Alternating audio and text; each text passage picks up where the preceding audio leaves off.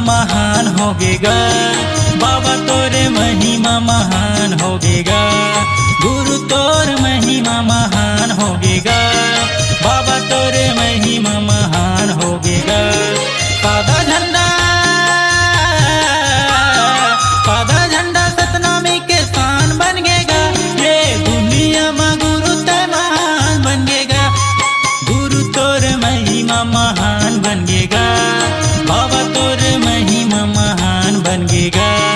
गुरु तोर महिमा महान बनेगा, बाबा तोर महिमा महान बनेगा।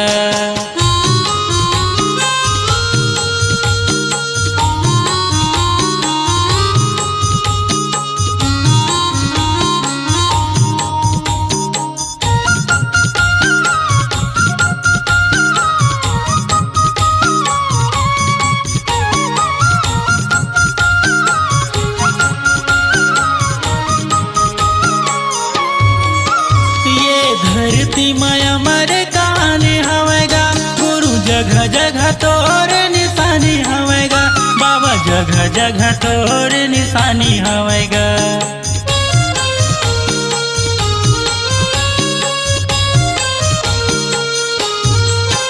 ये धरती माया मरे कहानी हवेगा, गुरु जगह जगह तोर निशानी हवेगा, बाबा जगह जगह तोर निशानी हवेगा। छाता पहाड़ अंतर ध्यान होगेगा, गुरु तहा जग में महान होगेगा। गुरु तोर महिमा महान बनेगा, बाबा तोर महिमा महान बनेगा।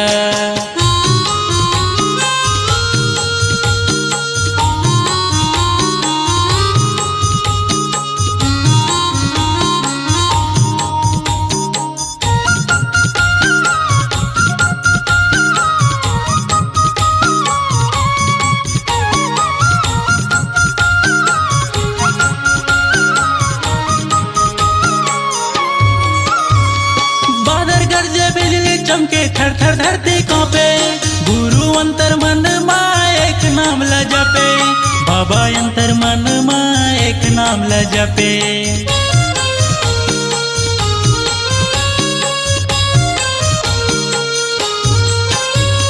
बादल गरजे बिजली चमके थर थर धरती कांपे, गुरु अंतर मन मां सत नाम ल जपे, बाबा अंतर मन मां सत नाम ल जपे।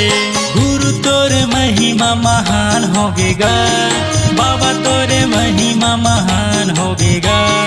गुरु तोर महिमा महान होगेगा, बाबा तोरे महिमा महान होगेगा। सादा झंडा सतनामी के शान बनेगा, ये दुनिया में गुरु ते महान बनेगा।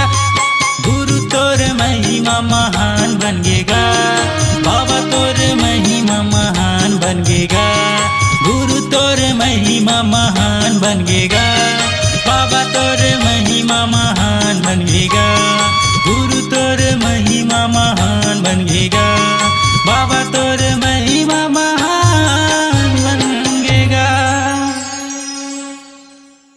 अपनी आवाज को दीजिए एक नया मुकाम, डिजिटल रिकॉर्डिंग की दुनिया का जाना पहचाना नाम स्वरांजलि, जहां गूंजती हैं ध्वनियां अपनी माटी की सौंधी सुगंध के साथ।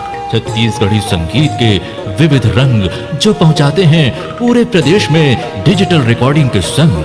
स्वरांजलि स्टूडियो, नेमीचंद गली नंबर 2, गंजपारा, रायपुर।